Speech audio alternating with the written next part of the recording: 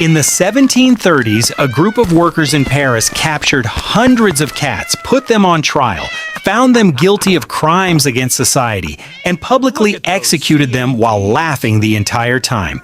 This was not a riot, it was not illegal, and somehow it became one of the earliest worker revolts in modern European history.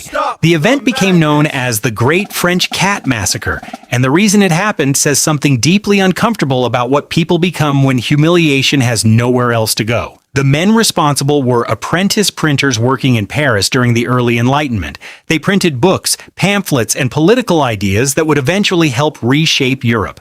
But inside the workshop itself, life was miserable. The apprentices slept in freezing rooms under the roof of the building. They worked before sunrise until late at night carrying ink, cleaning presses, and setting metal type by hand. The labor was exhausting. The food was worse. According to later accounts from one of the workers, they were often fed scraps that were barely edible. Meanwhile, downstairs, the master printer and his wife lived comfortably, eating fresh meat while their favorite cats wandered freely through the house, being treated better than the workers themselves. And the apprentices noticed every second of it. They watched the cats eat better meals than they did. They watched the printer's wife protect them, feed them, fuss over them, while the workers starved. At night, the cats screamed across the rooftops outside the workers' sleeping quarters, making sleep almost impossible.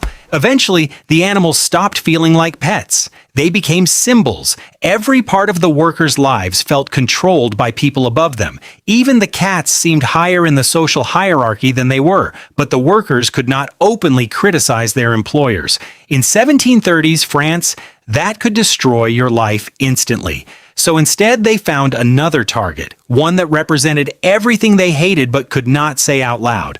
One of the apprentices came up with the plan. For several nights, he crawled around outside the house, imitating the cries of tortured cats so perfectly that the entire neighborhood thought something supernatural was happening. The printer and his wife stopped sleeping. Eventually, desperate for silence, the master ordered the workers to get rid of the stray cats roaming outside the shop. Just not Madame's favorite cat, Legree's. That one was to be spared.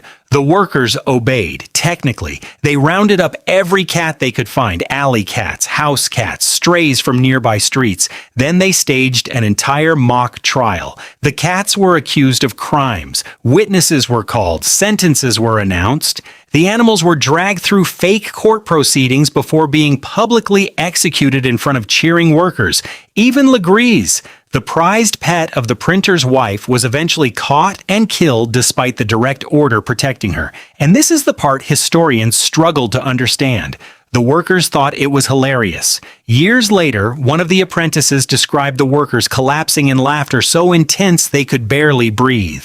They reenacted the executions afterward like comedians replaying their best joke. Historians kept asking the same question, why was this funny?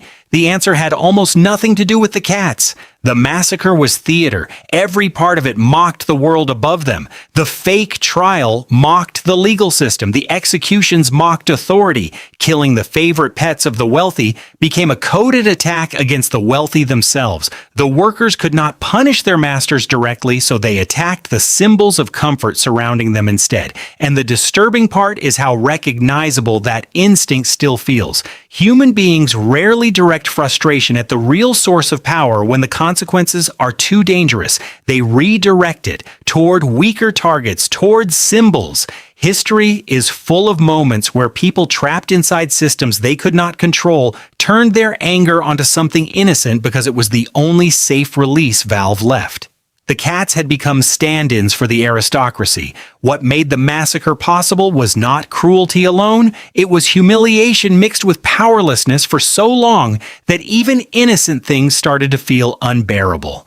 The workers were starving inside a system telling them their suffering mattered less than the comfort of household pets. Eventually, the line between symbol and victim disappeared completely, and this happened decades before the French Revolution. Long before guillotines filled public squares, something smaller was already leaking through the cracks of French society. Resentment, mockery, the urge to humiliate the people above you the same way you feel humiliated by them. The cat massacre looked absurd on the surface, but underneath it was a warning sign.